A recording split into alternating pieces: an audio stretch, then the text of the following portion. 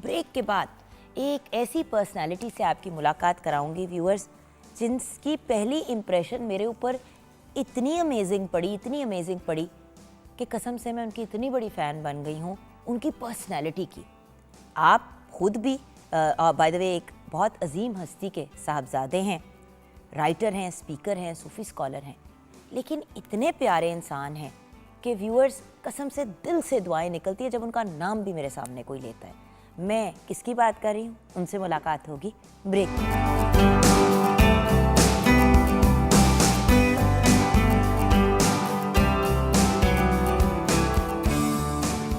भाई क्या बात है व्यूअर्स, ब्रेक से वापस आए हैं और क्या प्यारे प्यारे चेहरों ने हमें ज्वाइन किया है। उस शख्स को के बारे में बात करूंगी। इंट्रोडक्शन मेरी क्या औकात के मैं इनका इंट्रोडक्शन करूं।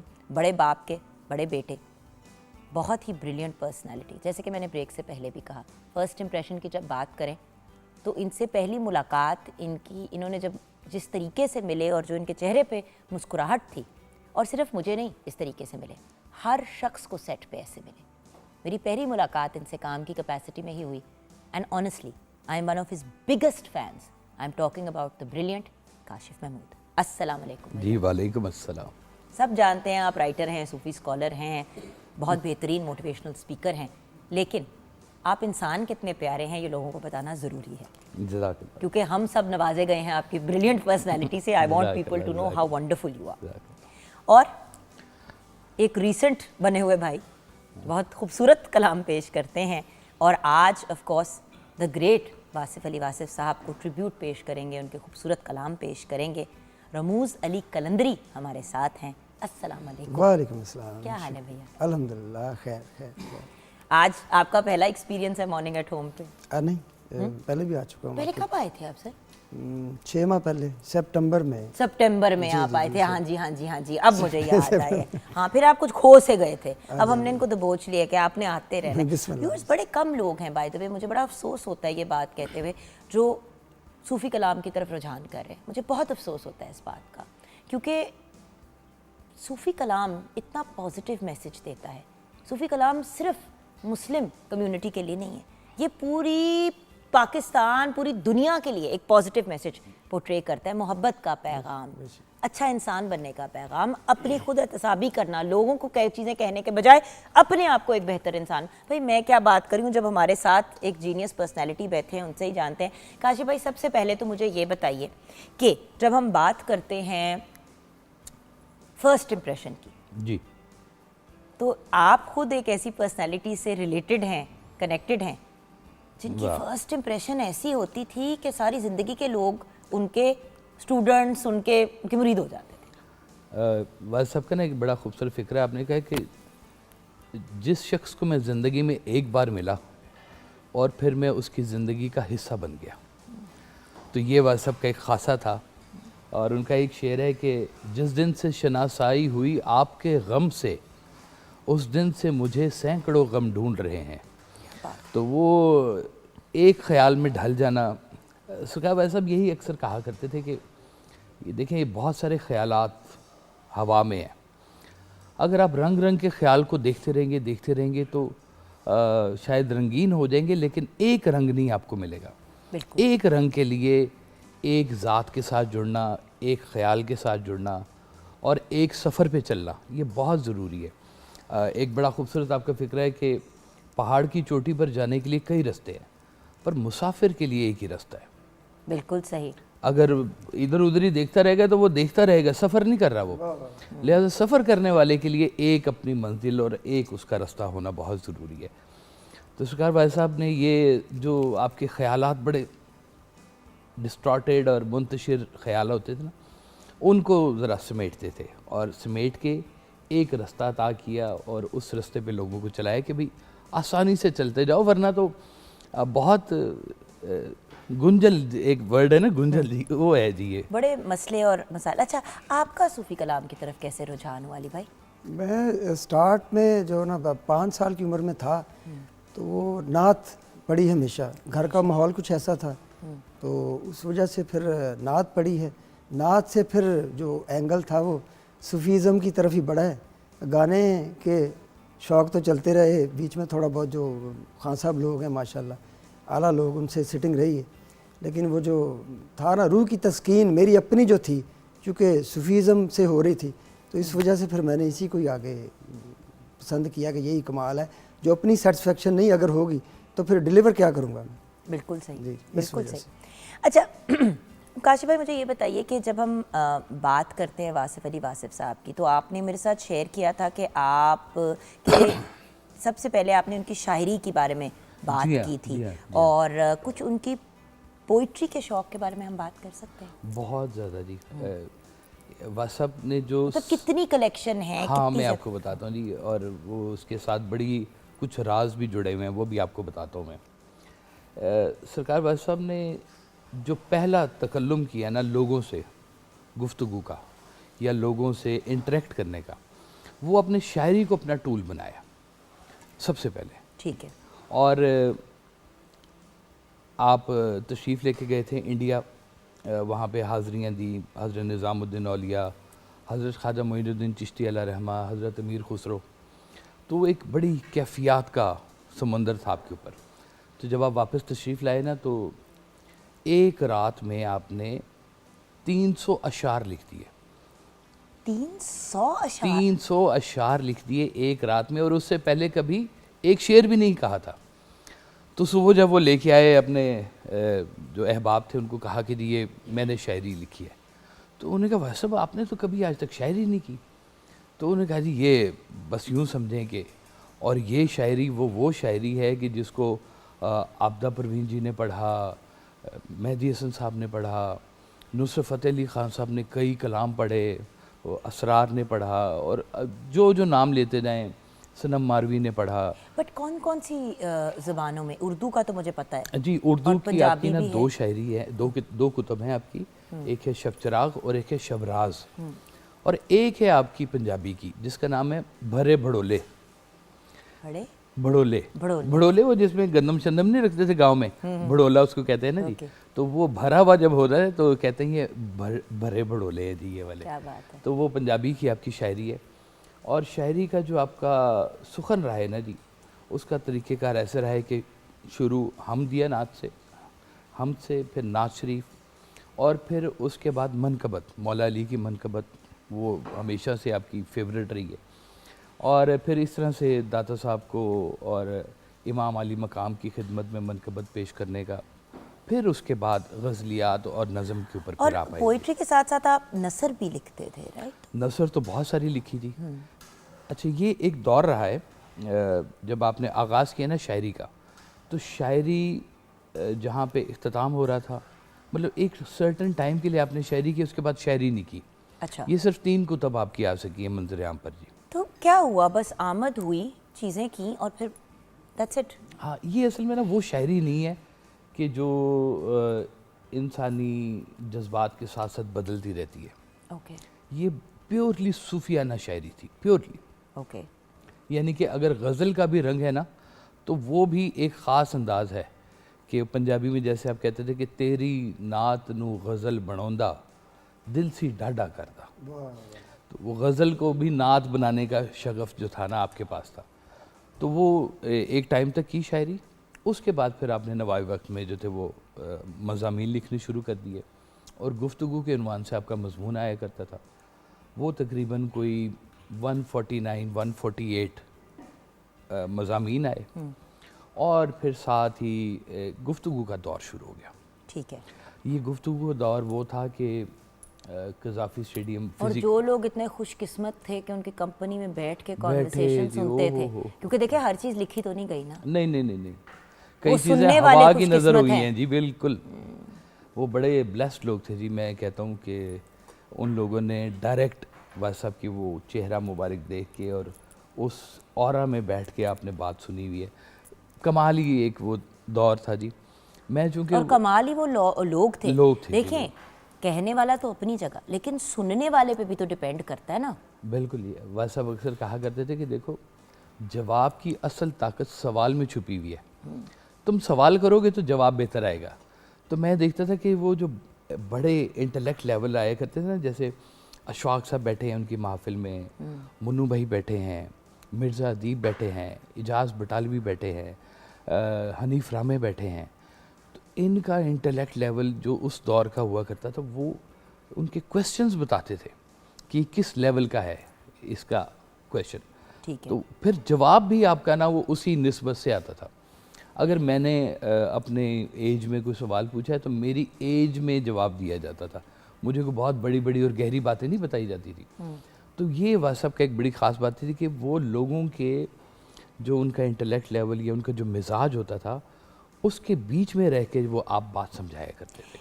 हम किस स्टेज पे कहेंगे कि वासिफ अली वासिफ साहब लोगों की पहचान बने? आप you understand what I mean? हाँ, कब और कैसे आई डू लोगों की अंडरस्टैंड। पहचान? ये बानो आपा ने एक दफ़ा ये सवाल किया था। बानो आपा ने कहा, भाई साहब ये आप कहते हैं कि खामोशी और छुपना, और लेकिन दरवेश कैसे छुप सकता है? दुनिया तो उसे ढूंढ लेती है। तो कहते नहीं, जब दरवेश को ये एहसास हो जाए ना कि मैं ताकत बन रहा हूँ, फिर दरवेश इस दुनिया से चला जाता है।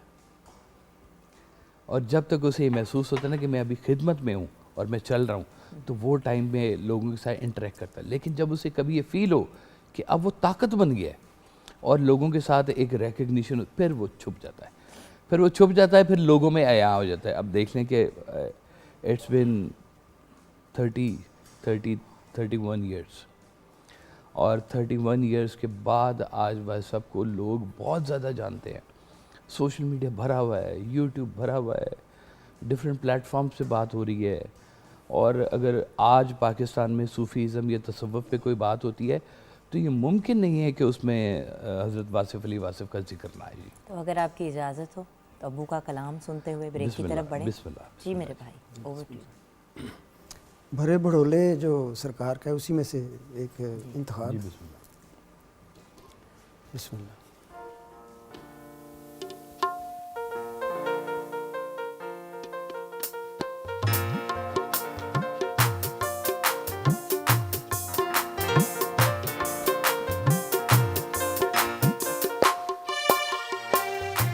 कल्ली बैठ के खीर बलोड़ा, कल्ली बैठ के खीर बलोड़ा, काफिर धीमा जे मुख मोड़ा।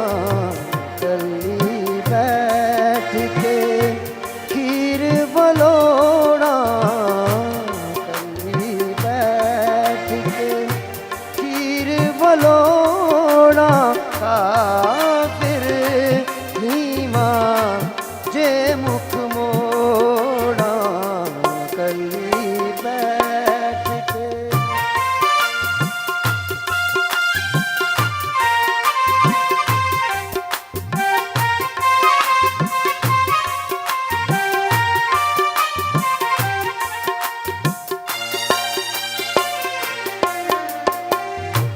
कलवी तेरिया लोड़ा सानू,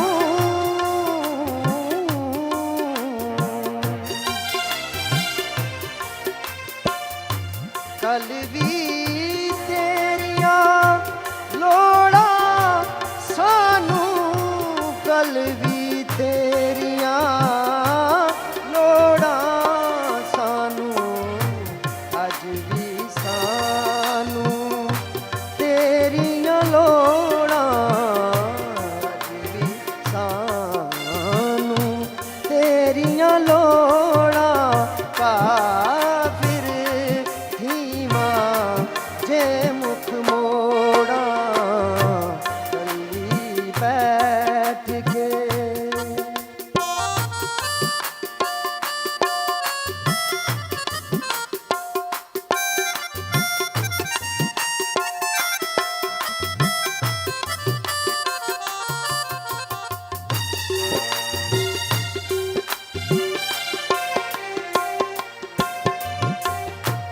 लड़ लगियां दी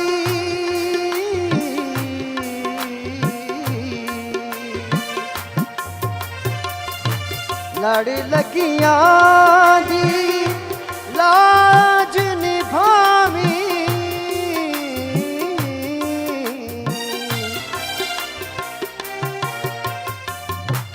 लड़ लगियां दी लाज निभावी लड़ लगियां दी लाज निभावी मेहंदी वाले हथ पे जोड़ा मेहंदी वाले हथ पे जोड़ा काफिर नीवा जे मुख मोड़ा कली बैठ के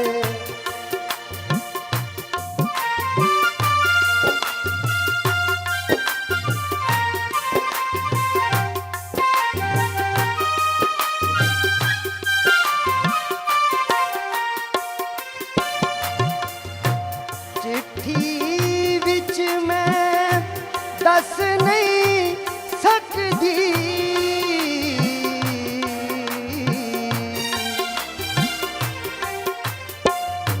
चिट्ठी विच मैं दस नहीं सकदी चिट्ठी विच मैं दस नहीं सकदी अपनी बानू आप मरोड़ा अपनी बानू आप मरोड़ा काफिर धीमा जे मुख मोड़ा कली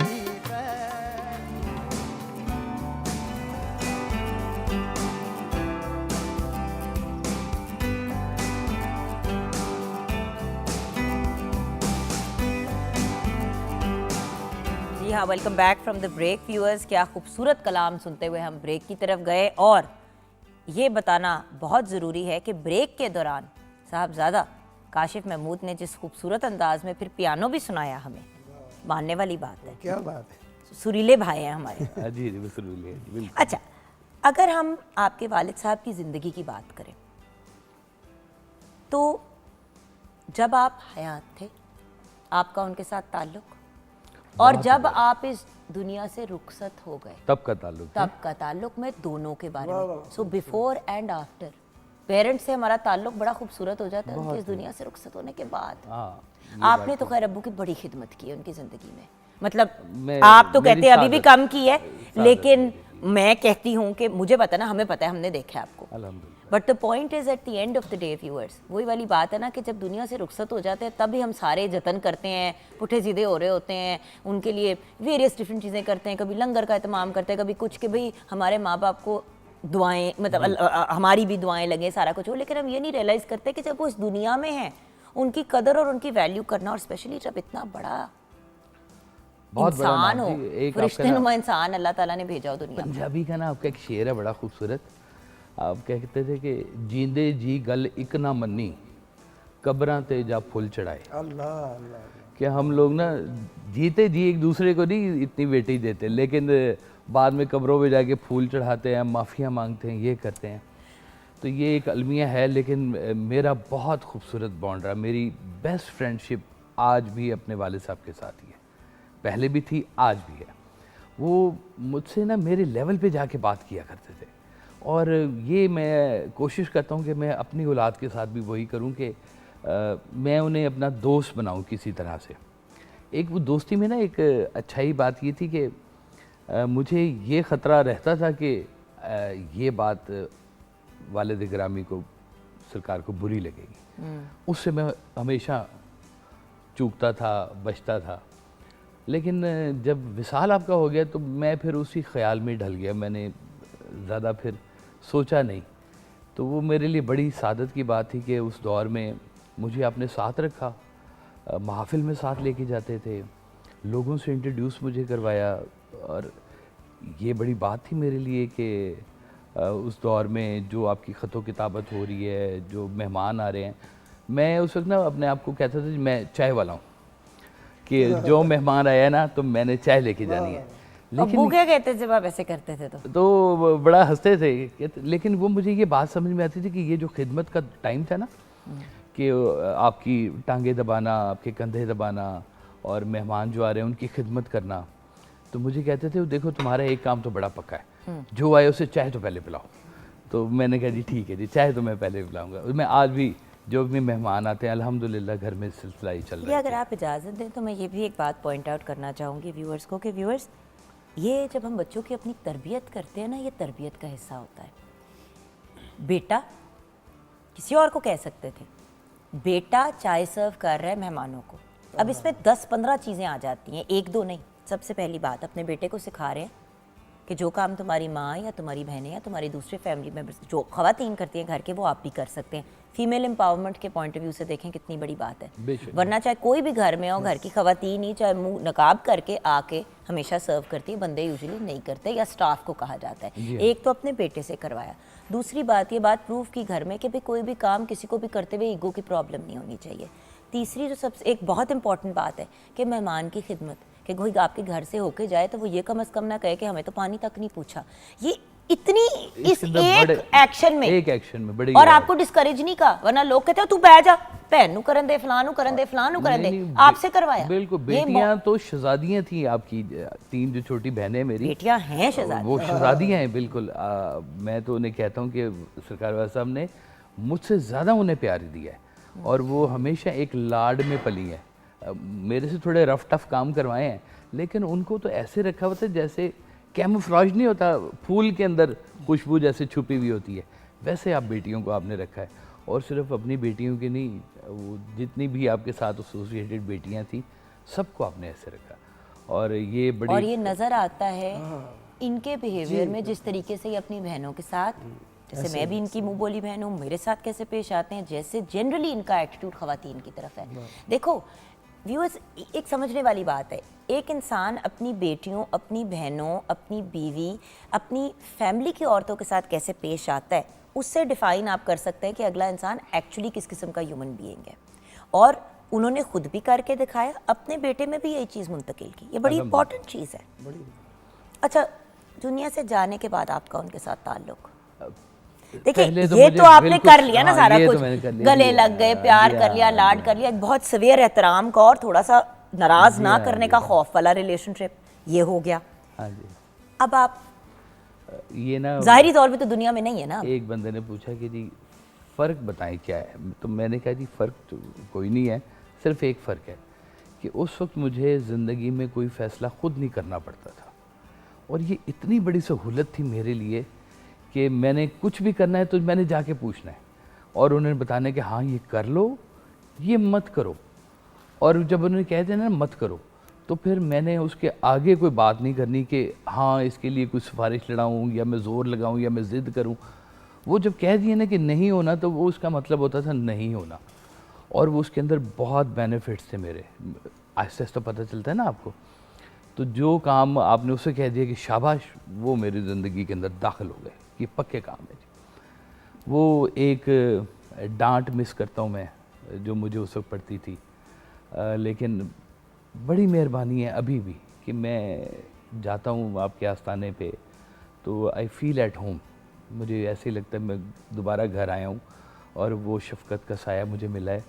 या मैं जब कभी भी ऐसे आपके साथ बैठा हूँ, लोगों के साथ बैठा हूँ और हमारा उन्वान वासाब है, तो मैं तो उस वक्त भी उनकी शफ़क़त ही महसूस कर रहा था। क्योंकि देखिए दुनिया के डिफरेंट कोनों से आपको बुलाया जाता है, अल्हम्दुलिल्लाह जी, अपने पॉइंट ऑफ व्यू से भी बात करने के लिए, लेकिन ऑब्वियसली जब भी आप जाते हैं, इतने बड़े बाप के बेटे हैं तो लोग आपको उनसे रिलेटेड ऑब्वियसली बात भी करते हैं, उनसे रिलेटेड भी बुलाते हैं जी, बिल्कुल। तो तब कैसा महसूस होता है? अल्हम्दुलिल्लाह बहुत बड़ी एक रिस्पॉन्सिबिलिटी भी फील होती है जी, और एक ऑनर्ड ब्लेस्ड फील करता हूँ मैं अपने आप को कि दुनिया के मुख्तलिफ ममालिक में, अभी भी मैं नेक्स्ट मंथ डेनमार्क में सेमिनार है व्हाट्सएप के ऊपर, स्पेन में सेमिनार है व्हाट्सएप के ऊपर, तो मेरा गाहे गाहे इन ममालिक में चक्कर लगता है।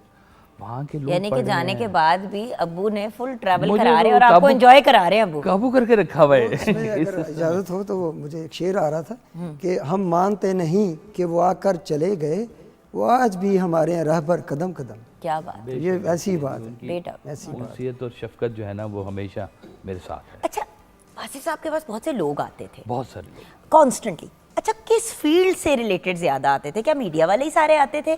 किस किस्म के लोग आते थे और क्या पूछते थे उनसे आके? हाँ, ये जैसे कि मैं अगर वासिफ साहब के पास जाऊँ तो मैं अगर, खैर I was not lucky enough to meet him, but अगर मुझे उनसे फिजिकली मिलने का मौका मिलता है तो मैं उनसे जाके पूछती, कहती वासिफ साहब आपको क्या लगता है कि what is the meaning of life? जी हाँ। आपको क्या महसूस होता है? देखिए, हर बंदे की अपनी एक परसेप्शन होती है। आपके लिए जिंदगी का मतलब, पहले मतलब और फिर मकसद क्या है? जैसे मैं उनसे ये पूछती जाके, तो लोग क्या पूछते थे उनसे जाके? हर एक ना, ये जो बड़ी हस्तियाँ होती हैं ना, ये एक आईने की तरह होती हैं। हर बंदा अपना आप उनमें देखता है और अपने से रिलेटेड सवाल करता है। एक महफिल में बैठे तो मुन्नू भाई ने सवाल किया, भाई साहब दुआ करें कि ज़िंदगी आसान हो जाए। आपने कहा मुन्नू भाई ये भी दुआ करो कि मौत भी आसान हो जाए, अल्लाह अल्लाह। यहाँ पे रहना भी आसान हो, यहाँ से जाना भी आसान हो। क्या बात है। तो हर बंदा ना, वो दूध वाला हमारा जो हमें दूध देने आया करता था, तो एक दिन आपने पूछा वो क्या करते हो? तो उन्होंने कहा जी वो दूध देता हूँ लेकिन वो बीए की इंग्लिश फंसी हुई है। तो आपने कहा ये कौन सी मुश्किल बात है, तेरी बीए की इंग्लिश निकाल लेते हैं। उसको ट्यूशन पढ़ा दी और उसका बीए की इंग्लिश क्लियर करा दी। अल्लाह का शुक्र, कितनी प्यारी बात है। छोटी, देखिए छोटी कहने को किसी को ट्यूशन देना छोटी सी बात है, बट इतना बड़ा बंदा जो इतना मसरूफ है, जिसके करोड़ों काम है और करने वाले, जिसको रात को बेचारा नींद नहीं उनकी पूरी होती थी, नहीं होती क्योंकि लोग देखें जब तक कोई जाएगा नहीं, अगला ये तो नहीं कहेगा ना निकल जाओ। तो जब तक लोग जाते नहीं थे आप रेस्ट नहीं करते थे। ऐसे ही था। आपकी अपनी नींद नहीं पूरी हो रही मगर आप ट्यूशन पढ़ा रहे हैं एक बंदे को कि मैं तेरा ये अब पेपर देखता हूँ ना कि यहाँ पे हमारे यहाँ रात हुई है तो बाहर की दुनिया जागनी शुरू हो गई है, तो बाहर की दुनिया से फ़ोन आने शुरू हो जाते हैं। तो मुझे सोने में इतना प्रॉब्लम होता है, तो मैं उस वक्त देखता हूँ कि सरकार भाई साहब की सारी रात फ़ोन भी चल रहे हैं, लोग भी आ रहे हैं, और रात मैं कहूँगा कि इसमें बहुत बड़ा मेरा जो हिस्सा है ना वो मेरी अम्मा जी का है कि सुबह फजर के वक्त शुरू हुई है, रात कब ख़त्म होनी है नहीं पता।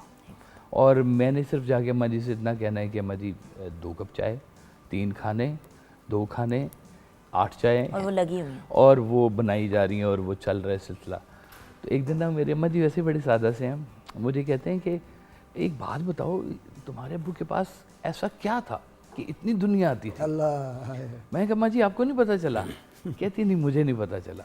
मैं कहती फिर एक बात समझ लें, जो भी था आधा आपका है, क्योंकि आपने चाय बनाई है, आपने खाने खिलाए हैं, मैं लेके गया हूँ, मैं गवाह हूँ इस बात का कि वो जो कुछ भी था वो आधा आपका इनाम है उसमें। क्या बात है। तो ये बड़ी सादत की बात है। लोगों ने हर तरह के सवाल किए अपनी लाइफ से रिलेटेड। ये वो सवाल थे जो उनको कहीं किसी मौलवी से जवाब नहीं मिला, किसी उस्ताद से जवाब नहीं मिला, किसी किताब से जवाब नहीं मिला। ये वो सवाल हैं जो साहिब नज़र जिनको खुद कहीं से अदा कर रहे होते हैं।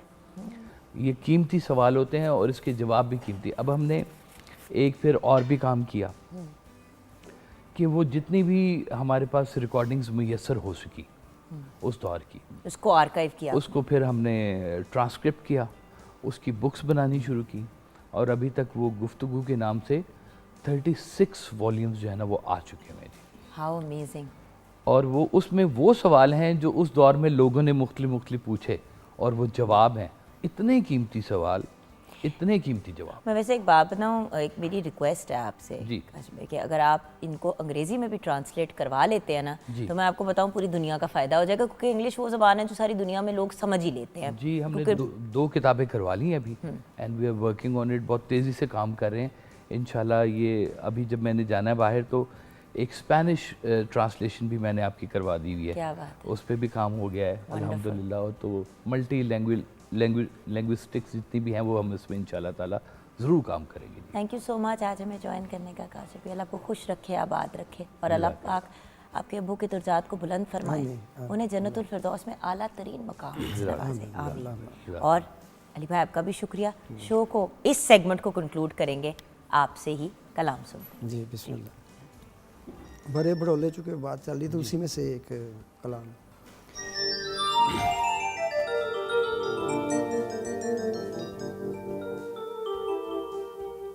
मैं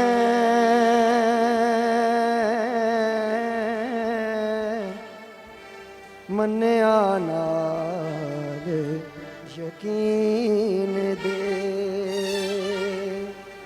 मैं मन्निया नाल यकीन दे मैं वेखिया अखां नाल मैं मन्निया नाल यकीन दे मैं वेखिया अखां नाल ओदे हथ खुंडी यासीन दी ओदे घुंगर वाले वाल मैं मन्निया नाल यकीन दे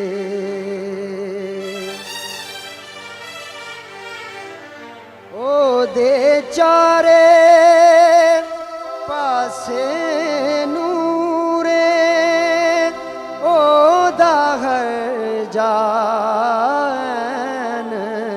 ज़हूरे ओदे चारे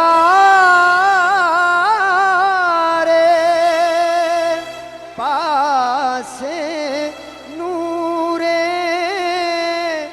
ओदा हर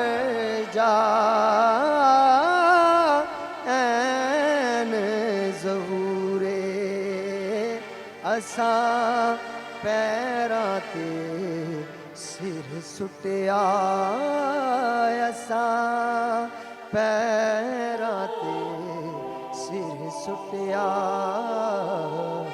असां छड्डे सब जंजाल ओदे हथ खुंडी यासीन दी ओदे घुंगर वाले वाल ओदी कर कर नौबत वजदी ए अज़ली गल ना अजदी ओदी कर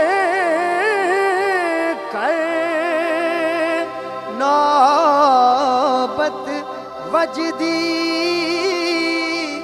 ए अज़ली गले ना अजदी ओ मीम दी भूकल मार के गल करदा साडे नाल ओदे हथ खुंडी यासीन